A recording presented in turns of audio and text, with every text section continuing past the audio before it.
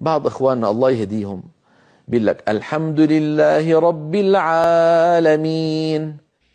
الحمد لله رب العالمين. إيش هي العالمين؟ إيش هذا التطويل عن الطبيعي؟ يا أخي هذا المقدار منضبط، وعلينا أن نتبع ولا نبتدع. لا يصح أن نقول العالمين، لا يصح، لابد أن نقول العالمين، ولا نزيد ولا بمقدار هكذا، وإلا نكون دخلنا في دائرة الابتداع. والله يقول فإذا قرأناه فاتبع قرآنه، فلا تقلد أحدا ولو كان مشهورا. من يخرج عن القواعد هو المخطئ، والقواعد هي الصواب، والأئمة أصحاب الأسانيد هم المصيبون، لأن من روى حج على من لم يروي.